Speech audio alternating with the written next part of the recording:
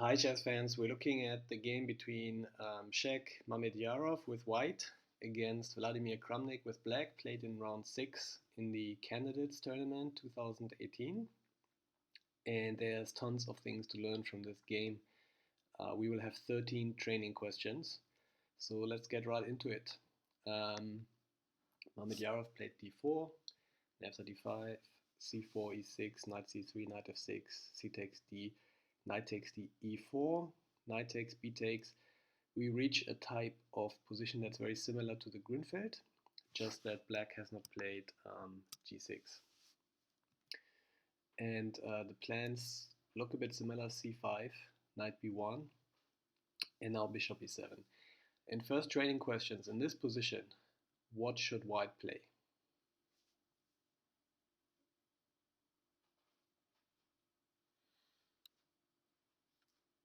Alright, so one plan is to play knight f3, developing, protecting this pawn. And after castles, bishop c4, knight c6. This is all playable, but in this position here, I think black has solved all his opening problems and is doing fine. So in the game, Shaq played the more unclear or aggressive bishop b5. And what's the idea behind this move? The black king is checked, and if the knight goes in between here, this is a little bit unnatural. It blocks in the bishop. Obviously the queen cannot go in between, and the king still wants to castle, so black has to play bishop d7 to have an harmonious development.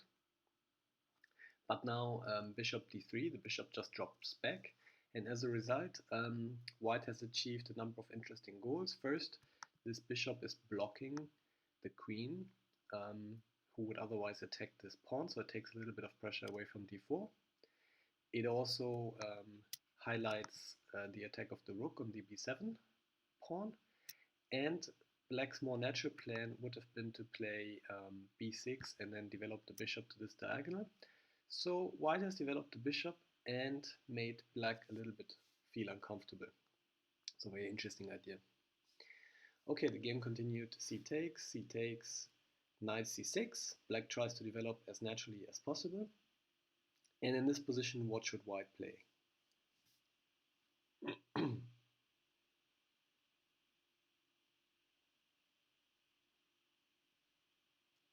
Okay, what's the problem behind knight f3?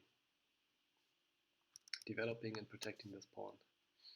In this position, black has knight to b4, attacking the bishop and the pawn. So if the bishop drops back, black just wins the pawn. And if we protect the pawn, black wins the bishop pair. White does not have a light squared bishop anymore. That's good for black.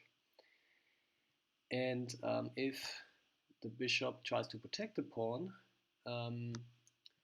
white's position gets a little bit unnatural. So black gets to play the rook a tempo to c8, and white already has to react, and the whole development of white is a little bit blocked.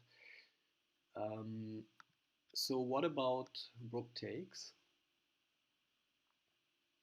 In this position too, black has knight to b4. Bishop can now drop to b1.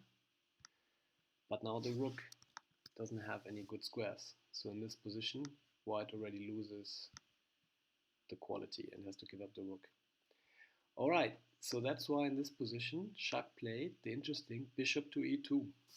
Moving the bishop again, but taking the resource away of knight to b4. Very interesting.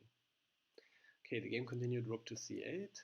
Now knight f3, queen a5 check, bishop d2. And what should black play in this position? Can black play queen takes a2? Yes, but then the rook simply takes. Black didn't win a pawn here. And in this position, the rook is a bit dangerous here, so black wants to play rook b8 and exchange this rook, and after castle. Well, in this position it's very equal, but white has an ever so slightly advantage and a little bit more comfortable position because this pawn is actually not strong but weak, especially after white gets to exchange the queens, which what is more or less forcing here, because otherwise, if for example queen a4, white's queen just gets very active and the rook and the queen can intrude here on the 7th rank. So especially after exchanging the queens in this position here, white has more easy play against this pawn, and all the pieces can be activated against this passed pawn, so it's not really a danger, and white has the more comfortable position. So that's why in this position Kramnik played bishop b4, and after rook b2 and a few exchanges. In this position here, quick question, how should white retake? Okay, white should not retake with the knight because knight takes pawn, but probably white should also not retake with the rook because in this position here the white rook is a little bit less active, and after something like, for example, knight a5, castle is actually not so good for white because white wants to have the king more active. So in this position here, Mamedyarov actually retook with the king, and the king nicely controls all the squares here and is very active.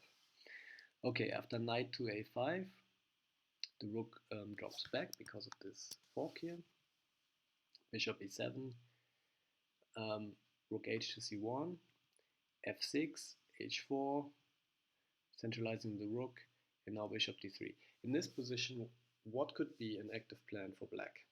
If you were black, what would you play? And I'm going to say there's lots of plans available.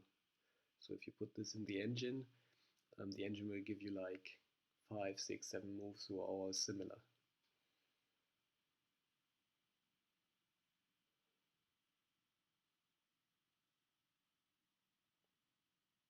Okay, so we can learn from Kramnik here how he played. So positionally, these pawns are fine, these rooks are fine, the king is centralized. This bishop here is active in a way that it can look to both sides of the board. The little question mark is this knight. Can I improve somehow this knight? What happens, for example, if the knight drops back? Well, here it already becomes clear what was the function of the knight on a5. It was to protect the b7 pawn. So this knight is not ideal, but it is eyeing the c4 square. It's maybe not as active, more active here on c6. So in this position, Kramnik actually decided to say, okay, all my pieces are fine right now, and I'm playing a6.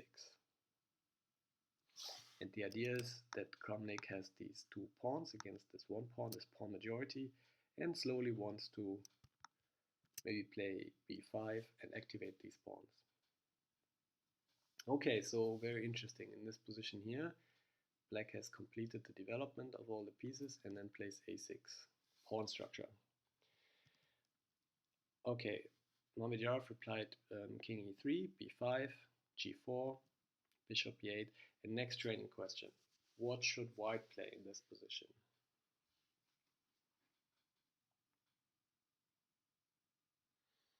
We can learn from Mamedyarov here because he played knight to g1 with the idea of bringing the knight to e2, where it is more active, protecting the the e4 pawn, and also allowing to push this pawn forward. Very interesting.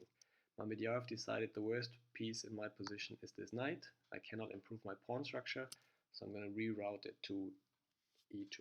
Very interesting. Knight c6 and knight to e2. Okay, in this position, Kramnik played rook to d6, activating the rook. Rook d1, game continued. And in this position here, the players have repeated moves. And black could now play knight a5, and the game would be drawn. Now, Kramnik surely wanted to win this game, So next training question. Is there any active plan in this position that black could try?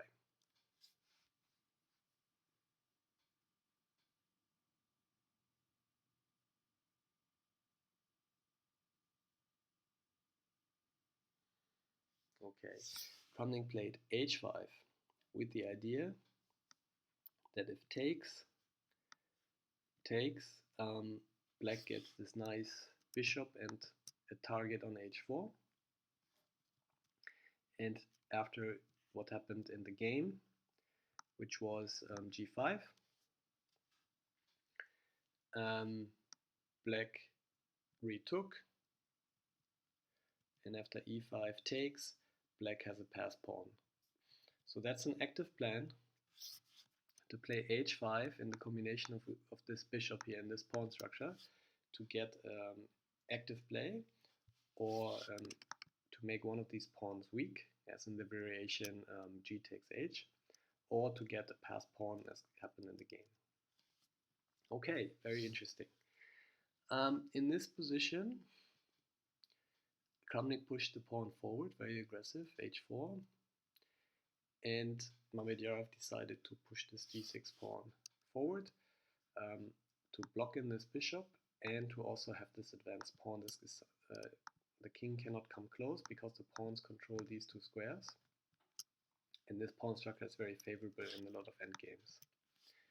Okay, knight a5,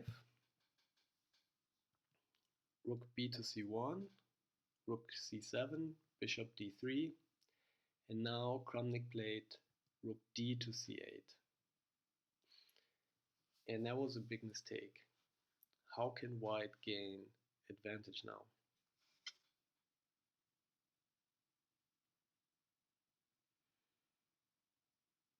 What was the problem with this move?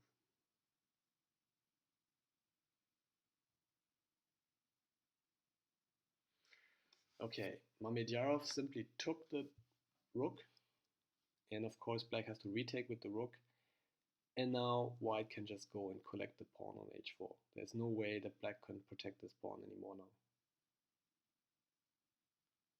In the next move, white will simply take the pawn on h4, and white will be a pawn up. And why was rook to c8 such a mistake? Well, a better move was rook takes, and bishop d7. And the idea is that after rook h1, attacking the pawn, black can now play rook h8, protecting this pawn. And the position is equal, and black probably has even a little bit more comfortable play. And alternatively, after rook d7, if white, for example, tried to play rook c7, entering the position, black can simply play rook to c8 and exchange this rook in the next move. And if the rook moves here,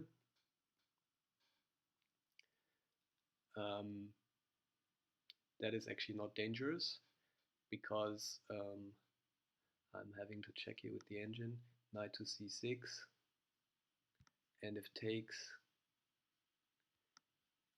knight b4, rook chops back, black is able to win the bishop pair, and together with this passed pawn, the king moves also over to the other side of the board, and now this pawn here on h, so these pieces are all now far away, and what will decide the game is the passed pawn. So black can play directly h3, after knight g3, h2, and if the king tries to get closer, black can even play rook c3. So if instead the king moves down, then black can play rook h8, forcing almost knight to h1, and the rook will win this pawn, and then the material is equal, but obviously black has a huge advantage here. Okay, so after this exchange, white simply wins material. And now next training question, what should black play in this position? How should black continue? Imagine you're black, you will lose this pawn. What is the best way now to continue?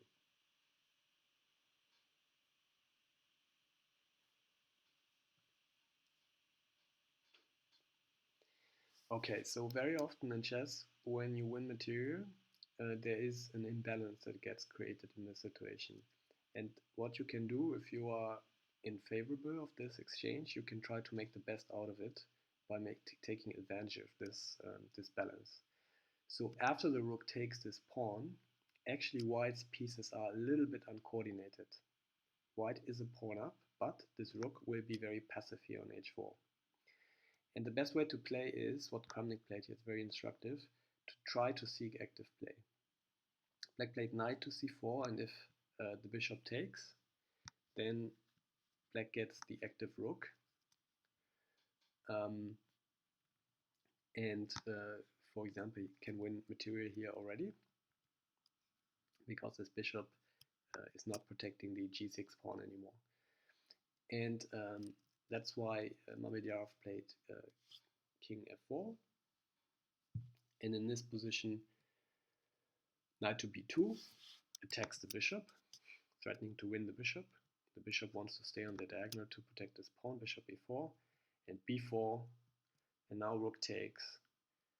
And in this position, Kramnik played knight to d1, attacking again this pawn, which moved forward, and then knight c3, and after, because it's attacking the bishop, which white doesn't want to give up because of this pawn, so knight takes, b takes c, and after this little bit longish operation, black has generated a passed pawn that looks very dangerous. Okay, so as we will see, white will still be much better in this position, but actually, after rook h1, winning the pawn, black plays very instructive, and we can learn from Kramnik on how to make the best out of this position, because black is taking advantage of these pawns, of this knight, and of the fact that this pawn here is weak, and takes advantage of the discoordination of white's pieces and gets a passed pawn. Okay, the game continued rook to h2, obviously making sure that this pawn, playing against this pawn, rook c8, king e3, bishop b4, f4, b5, f4, and in this position here, how should white play now? Black is putting a little pressure on this pawn. How should white play now?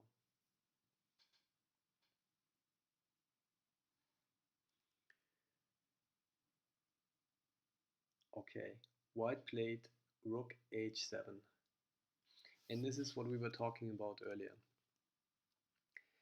These pawns, you make sure that the king cannot come to the protection of this pawn. And if the king moves down to protect the pawn, then black loses the rook. Okay, so that's not possible.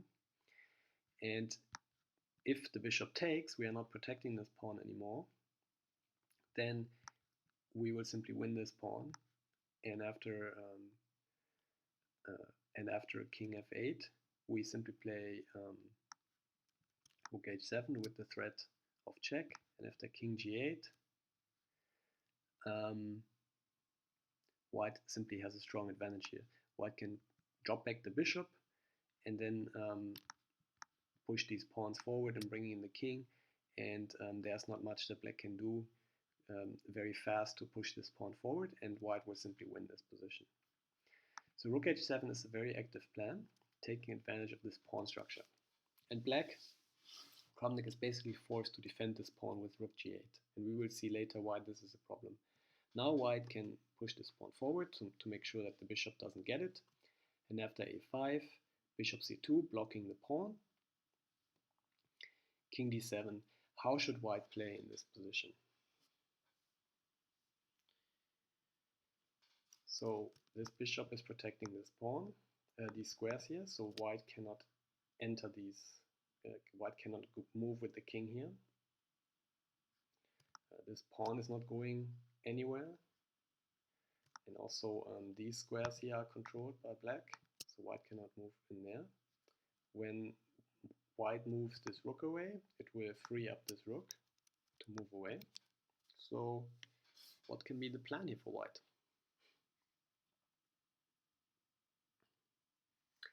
Okay, very interesting and instructive. Mamedyarov played d5, giving up a pawn, it seems, to free up the square here for the king. And this rook here cannot move anywhere because it has to protect this pawn. So after the d4 square is vacated, white will simply move to d4 and win this pawn, and there's nothing that can stop him from this. So the game continued, bishop takes, king d4, bishop a2, and king takes. So essentially, this operation here has taken and exchanged these two pawns. And if you were white, would you be happy to exchange this pawn for this pawn? Yes, of course you would be. So that is a very interesting motive, vacating one square for the king so that the king can then win this pawn. Alright, game continued, king to c6, and now white wants to activate the rook. And after king c5, which was a huge mistake, what should white play now?